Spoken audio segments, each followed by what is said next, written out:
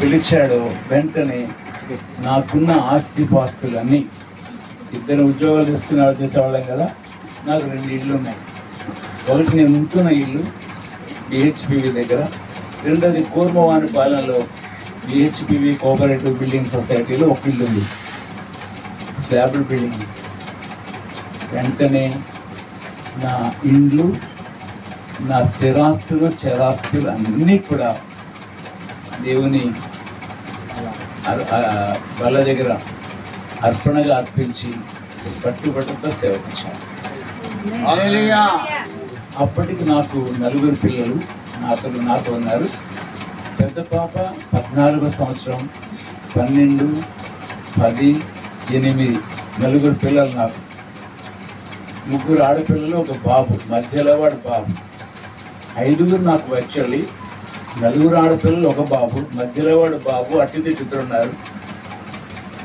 కానీ 4వ పాపను మొదటి యోహాను 3వ అధ్యాయం 16వ వచనం, ఆయన మన నిమిత్తం మన ప్రాణం పెట్టినగా మనం మన సహోదరుల నిమిత్తం ప్రాణం పెట్ట భద్రమైన 14 సంవత్సరాల నుంచి పిల్లలు లేక ఏడుస్తున్న కుటుంబం ఆ బిడ్డని ఇమ్మని అడిగితే ప్రార్థన చేస్తే ప్రభు ఆ వాక్యం ద్వారా మాట్లాడినాడు.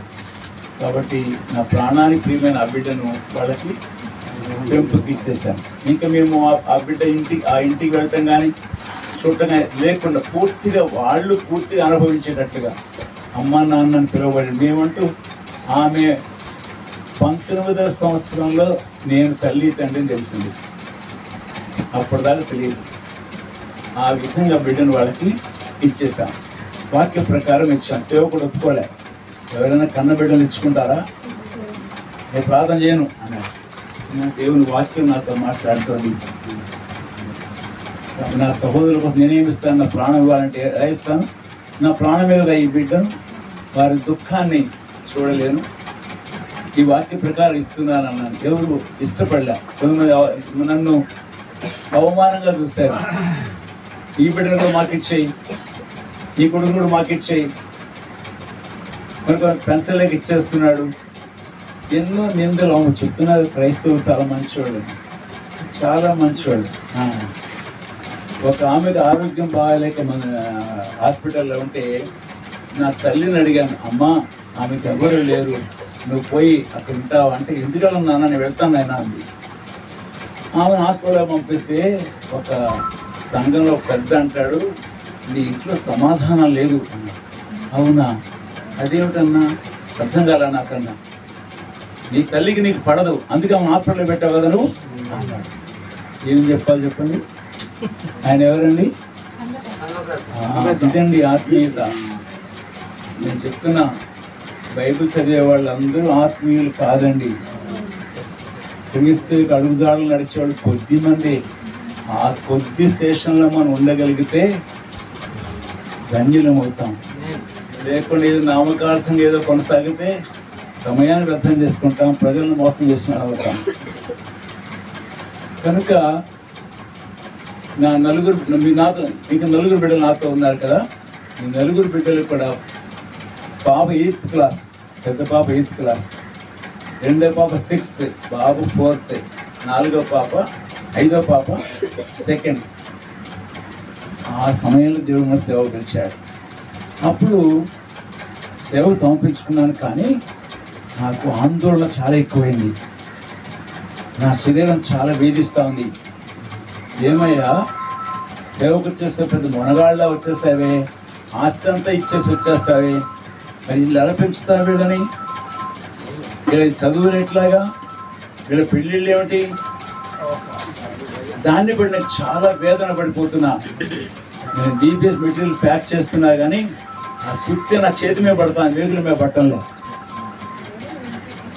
అప్పుడే వర్తమానం వచ్చింది, స్టీఫెన్ నువ్వు యూత్ మీటింగ్ తీసుకో అన్నారు. ఏం తీసుకోను, నా హృదయమే బాగాలేదు, నా హృదయం వేదనతో ఎలా తీసుకోవాలి నేను, కానీ లోబడాలి. వెళ్ళాను త్వరగా మీటింగ్ కోసం. ప్రభు ఏం చెప్పండి ఆయన అంటే, చెప్పు, మత్తయి సువార్త 6వ అధ్యాయం 32వ వచనం చదువు అన్నాడు. చూడండి, మత్తయి సువార్త 6వ అధ్యాయం 32వ వచనాలు.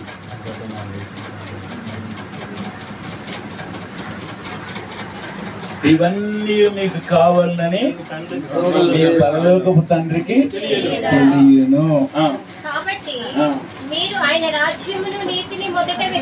ఇవన్నీ నీకు కావాలని పరలోకపు తండ్రికి ఏం కావాలి? నా పిల్లల చదువులు కావాలి, ఉద్యోగాలు కావాలి, లేకపోతే పెళ్ళిళ్ళు కావాలి. ఇవన్నీ నీకు కావాలని పరలోకపు తండ్రికి తెలియదు. పై వచనంలో అన్ని జనులు వీటన్ని విషయం విచారిస్తారు. నేను అన్ని జనులు కాదు ప్రభువా, నేను నీ సేవకు సమర్పించుకున్నాను. కాబట్టి ఈ వాక్యంలో విశ్వాసం చెప్పాను, యూత్ యవనస్తులు చెప్పినాను. ఈరోజు వర్తమానం మీకోసం కాదు, నా కోసం దేవుడు ఇచ్చాడు వర్తమానం. పిల్లలు నమ్మండి. నా పిల్లలకి నేను ఇద్దరు విశ్వాసంతో నా సేవ ప్రారంభించాను విజయనగరంలో. ఇద్దరు విశ్వాసం. ఇంకొక ఆయన వచ్చిపోయేవాడు. అంటే ఇద్దరు విశ్వాసాలు భార్యాభర్తలే, జేకబ్ సలోమి వాళ్ళిద్దరు. ఆయన యూనియన్ బ్యాంకులో ఏంటది కాదండి, క్లర్క్ అండి, అది కూడా కాదండి, స్పూన్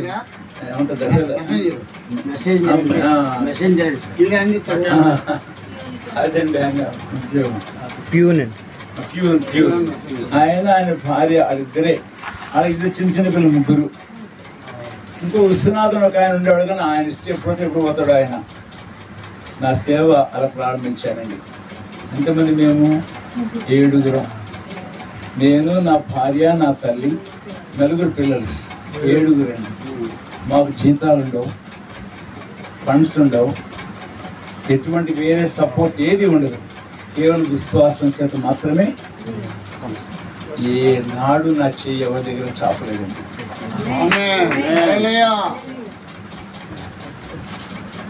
2 సంవత్సరాలు మేము ఏం తిన్నామో నా దేవుని తెలుసు. చాలా అద్భుతం. ఒకరోజు ఎవరు ములక్కాళ్ళు తీస్తే ఆ ములక్కాళ్ళు పులుసు పెట్టేది మా అమ్మ. ఎవరో జొన్నలు తీస్తే దంచి చిన్న రొట్టె చేసేది. ఎవరో మినువులు పంపిస్తే, ఎక్కడ మినువులు పంపిస్తే ఆయుకుడు అంటారు చూస్తారా, ఆయుకుడు అంత అలా ఉడకటిచ్చేది. ఒక రోజున డాడీ మనం ఎల్బీకి చాలా రోజులైంది, నాన్ వెజ్ చాలా. నా పెద్ద కూతురు అంటుంది, దేవుడు దర్చుకుని ఇస్తాడులేమ్మా అన్న. కొంచెం సేపటి గట్టిగా అనిచ్చింది, డాడీ ఈరోజు మనకి ఎన్వి అని. ఏంటమ్మా ఎట్లమ్మా అంటే, ఇది కూడా డాడీ అంది. ఏంటి? ఎలుకల బంద్ తెచ్చింది, దాంట్లో ఉడత పడింది. గోడ మీద పెట్టింది ఆ బోను, ఉడత పోయి దూరింది దాంట్లో. డాడీ ఇదిగో మన ఎన్వి. దాన్ని పట్టుకొని చక్కగా రోస్ట్ చేసి అది ఎన్వి నాన్ వెజిటేరియన్ అన్నమాట. అద్భుతాలు చేస్తున్నాడు దేవుడు. నా పిల్లలు అనేవాడు, డాడీ మీరు ఉద్యోగం చేస్తున్నప్పటికంటే ఇప్పుడే మేము సంతోషంగా ఉన్నాం అనేవాడు. ఎందుకంటే అద్భుతాలు చేశాడు దేవుడు. ఆ రోజు తినడానికి ఏమీ లేకపోతే నా కొడుకు కిచెన్లోకి వెళ్ళి ఇలా అనేవాడు, అంటే ఏమీ లేదని.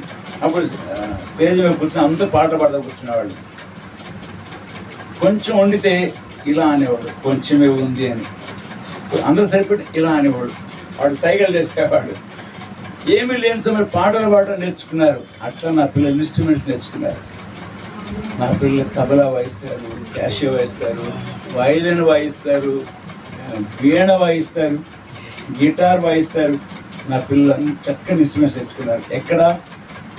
ఎక్కడండి? దేవుని సన్నిధిలో. ఆకలితో. ఎట్లా అండి? ఆకలితో నేర్చుకున్నారు. ఆనందంతో పాటలు పాడుతూ ఉండేవాళ్ళు. అలా ఇన్స్ట్రుమెంట్ తెచ్చుకున్నారు. ఏ 1 గంటకో ఎవరో వచ్చేవాళ్ళు, స్టీవెన్ అన్నా అని. డాడీ ఏలియా కాకొచ్చింది అనేవాడు. ఓ అన్నా, దేవుడు నన్ను గుర్తిస్తున్నాడన్నా, గుర్తిస్తున్నాడు. పో స్టీవెన్ అందరి పో, ఇవ్వు అంటున్నాడన్నా, ఇదిగో అన్నా అని మూట విప్పేవాడు. బియ్యం ఏంటి, ఉల్లిపాయలేంటి, స్వీట్, అరటిపళ్ళు అన్ని దాంట్లో ఉండేవి. అలాగే దేవుడు అద్భుతాలు చేశాడు, ఎన్నో అద్భుతాలు చేశాడు. మేము వెళ్ళినప్పుడు కింద ఫ్లోరింగ్ లేదు, బయట ప్లాస్టిక్ ఏం లేదు, చిన్న కొంచెం పెద్ద మందిరే మేము. నా పిల్లల అద్భుతాలు చేసిన దేవుడు. నేను 10 సంవత్సరాలు సేవ చేశాను అక్కడ. నేను 7 సిస్టర్ అసెంబ్లీస్ అయినాయి,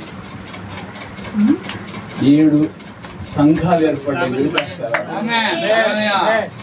గుమ్మలక్ష్మీపురం వరకు సేవ చేస్తాను. విజయనగరం గుమ్మలక్ష్మీపురం వరకు సేవ చేస్తాను. నేను 7 సంఘాలు కట్టబడ్డాయి. కేవలం ఊరికే నలుగురేది కాదు, సంఘాలు మందిరాలు కట్టబడ్డాయి, విశ్వాసం ఏర్పడ్డారు. మొత్తం అద్భుతంగా దేవుడు 10 సంవత్సరాల 7 చక్కని ఫుల్ ప్లేజెడ్ అసెంబ్లీస్, విజయనగరం అయితే ఓవర్ హెడ్ ట్యాంక్ సహా దేవుడు ఇచ్చాడు. ఒక ఉదాహరణ చెప్తాను. నేను వెళ్ళిన మొట్టమొదటి సంవత్సరం BBS